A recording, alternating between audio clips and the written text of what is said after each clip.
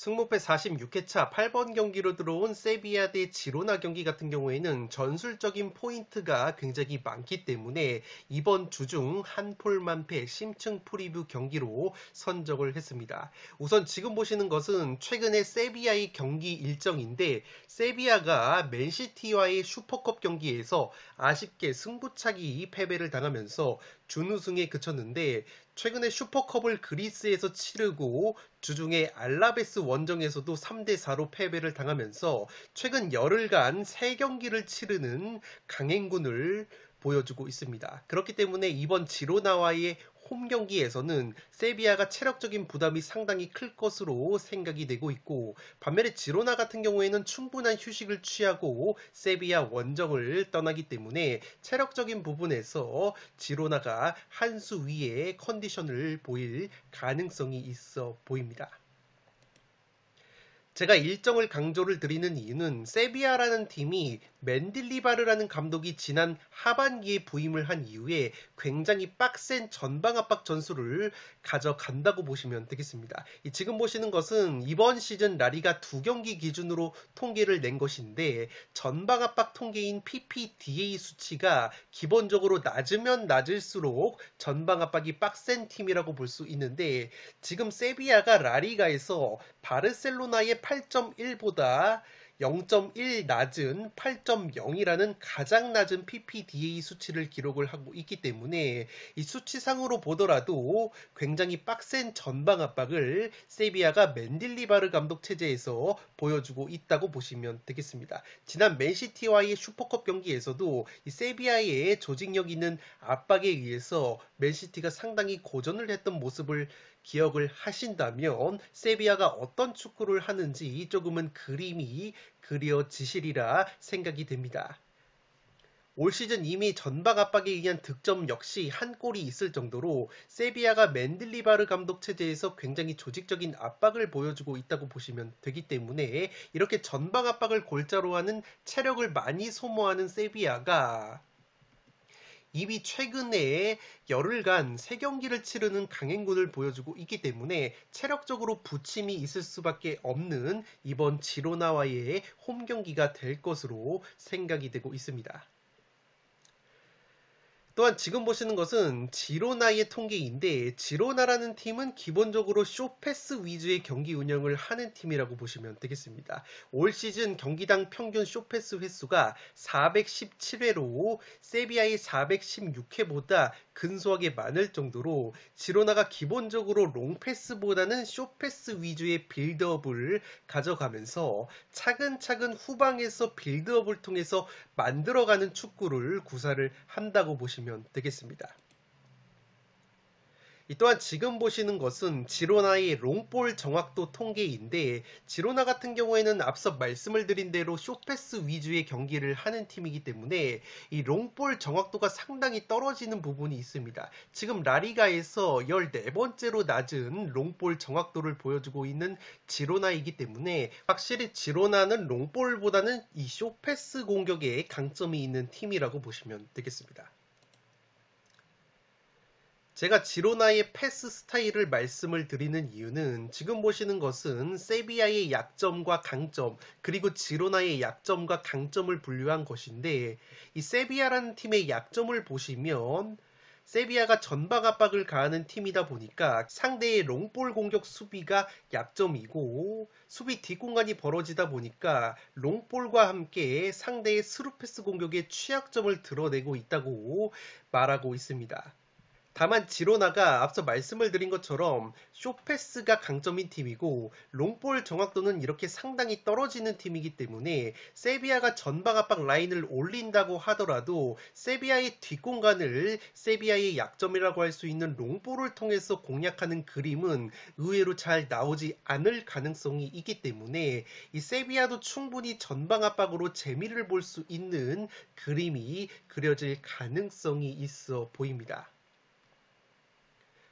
지금 보시는 것은 지로나의 공격 스피드인데, 특히나 이 지로나라는 팀이 다이렉트 스피드가 0.63으로 현재 2경기 기준으로 라리가에서 다이렉트 공격 스피드가 가장 느린 팀이라고 보시면 되겠습니다. 지로나 다음으로 다이렉트 스피드가 느린 팀이 바로 0.83을 기록 중인 라스 팔마스라는 팀인데, 지지난 승무패 44회차 분석을 해드릴 때 이 라스 팔마스라는 팀이 바르셀로나 B팀 감독 출신의 감독이 이끌고 있고 2부 리그 시절부터 패스와 점유 축구를 하는 팀이기 때문에 기본적으로 템포가 상당히 느린 팀이라고 말씀을 드렸는데, 그러한 라스 팔마스보다도 현재 다이렉트 공격 스피드가 느리게 나오고 있는 지로나이기 때문에 이러한 점을 들어봤을 때 지로나의 공격 스타일로는 세비야의 광활한 수비 뒷공간을 롱볼 혹은 빠른 다이렉트 공격으로 공략하는 그림이 잘 나오지 않을 가능성이 있다고 보시면 되겠습니다.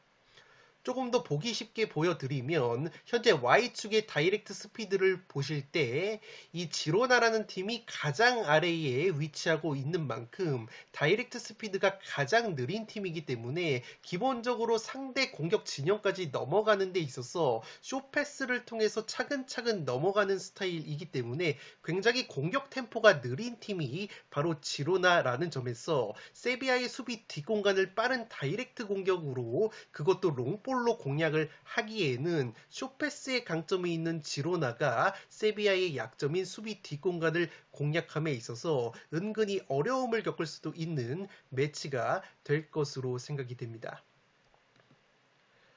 제가 세비야의 전방 압박 전술이 의외로 통할 가능성이 있다고 보는 것은 이 지로나라는 팀이 지난 시즌에 헤타페 원정을 떠나서 2대3으로 패배를 당한 적이 있는데, 당시에도 지로나가 경기력이 워낙 좋아서 원정팀 지로나 쪽으로 투표율이 몰렸다가 허무하게 헤타페의 3대2 승리가 나왔던 기억이 있기 때문에 제가 그 경기 내용까지 한번 기억을 하고 있다고 보시면 되겠습니다. 이 지로나가 선제 실점을 당했을 때 헤타페가 이렇게 전방 압박을 가했고, 헤타페가 전방 압박을 통해서 공을 빼앗아 낸 다음에 전반 시작과 함께 선제골을 넣으면서 지로나가 허무하게 패배를 당했던 경기라고 보시면 되겠습니다. 당시에도 이 가차니가 골키퍼가 쇼패스로 짧게 연결을 했다가 헤타페 공격수들의 전방 압박을 받으면서 공을 빼앗겼기 때문에 실점 위기를 맞았다고 보시면 되겠습니다. 따라서 세비야도 지로나를 상대로 강건한 전방 압박을 구사를 한다면, 지로나가 자신들의 스타일인 쇼패스 빌드업을 고집을 할 경우에는 세비야의 퀄리티 있는, 그리고 조직력 있는 압박이 통하면서 이렇게 허무하게 전방 압박에 의해 실점을 하는 그림도 그려지기 때문에 지로나가 최근에 경기력이 좋다고 하더라도 세비야 원정에서 허무하게 선제 실점을 내주는 그림도 그려지지 않나 싶습니다. 이번 슬라이드부터는 바로 지로나의 이변 가능성을 설명을 드리도록 하겠습니다. 지금 보시는 것은 최근 주중에 펼쳐졌던 지로나와 헤타페의 경기에서 지로나가 헤타페를 3대0으로 완파를 했던 경기인데, 지금 보시는 것처럼 지로나가 3골 모두 측면을 허문 다음에 측면에 의한 크로스로 득점을 만들어냈다고 보시면 되겠습니다. 앞서 살펴드린 세비야와 지로나의 강점과 약점을 다시 살펴보시면 세비야의 또 다른 약점 중에 하나가 바로 측면 수비가 약점이라고 분류가 되어 있는데, 지금 보시는 것처럼 지로나가 최대 강점 중에 하나가 바로 골 결정력과 더불어서 측면 공격이 매우 강하다고 나오고 있습니다. 그만큼 지로나가 측면 공격, 크로스 패턴에 의한 득점이 상당히 날카로운 팀이기 때문에 기본적으로 측면 수비의 약점에 있는 세비야가 이렇게 헤타페가 3골이나 측면에 의해 실점을 했던 것처럼 세비야도 충분히 지로나의 퀄리티 있는 측면 공격에 의해서 실점을 하는 그림이 그려지지 않나 싶습니다. 이 세비야라는 팀이 지금 보시는 것처럼 맨딜리바르 감독 체제에서 측면 크로스를 굉장히 즐겨 활용하는 팀이라고 보시면 되겠습니다. 세비야가 경기당 평균 크로스 횟수가 31회나 될 정도로 측면 위주의 공격을 펼치는 것이 바로 세비야인데, 세비야 같은 경우에는 측면 윙어뿐만 아니라 아쿠냐 같은 측면 수비 자원들 역시 공격에 적극적으로 가담을 하기 때문에 반대로 수비 상황에서는 상대의 측면 공격에 굉장히 취약한 부분이 있다고 보시면 되기 때문에 이러한 지로나의 퀄리티 있는 측면 공격을 막아냄에 있어서 세비야가 측면 수비의 약점을 드러낼 가능성이 있다고 보시면 되겠습니다. 또한 지금 보시는 것은 지난 시즌 세비야 대 지로나 맞대결 전적인데 지로나가 세비야를 상대로 라리가에서 2연승을 거두면서 더블을 기록을 했다고 보시면 되겠습니다. 가장 최근 맞대결이었던 2023년 5월 세비야 원정에서도 지로나가 2대 0으로 완승을 거둔 바 있는데 당시에도 이 세비야의 감독이 맨딜리바르 감독 체제였기 때문에 이미 지로나가 맨딜리바르 감독 특유의 전방 압박을 경험을 했고 그러한 맨딜리바르 감독 축구를 상대로 세비야 원정에서 2대 0 승리를 거뒀던 좋은 기억까지 있기 때문에 지로나 역시 충분히 해볼 만한 매치가 될 것으로 생각이 됩니다.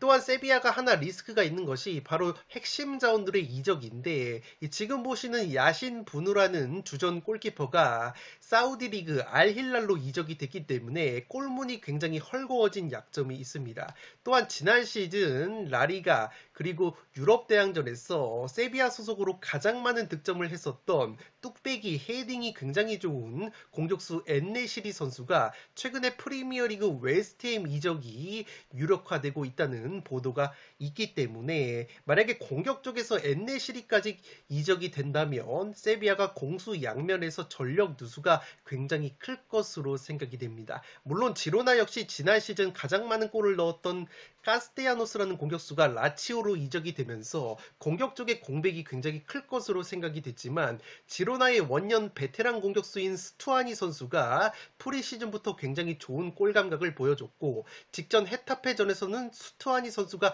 2골을 넣어주면서 맹활약을 했기 때문에 지로나가 의외로 공격 쪽에서 공백이 별로 없다고 보시면 되겠습니다. 따라서 승무패 46회차 8번 경기 세비야 대 지로나 경기는 양팀 모두 충분히 승리 가능성이 있다는 점에서 최소 투포를 사용을 해서 지로나 사이드도 반드시 가져가야 되는 경기라고 생각이 되고 물론 홈 세비야 같은 경우에는 어떤 팀이 오더라도 쉽게 꺾을 수 없는 팀이기 때문에 기본적으로는 세비야 쪽으로 투표율이 몰릴 가능성이 있지만 충분히 지로나의 최근 경기력과 세비야의 체력적인 부침 그리고 핵심 자원들의 전력 이탈, 측면 수비의 약점을 고려한다면 충분히 지로나에게 지난 시즌처럼 덜미를 잡힐 가능성이 상당히 높다고 보시면 되겠습니다. 물론 지로나 역시 쇼패스 위주의 빌드업을 펼치는 팀이고 세비야 같은 경우에는 맨딜리바르 감독 체제에서 전방 압박 조직력이 상당히 좋은 팀이기 때문에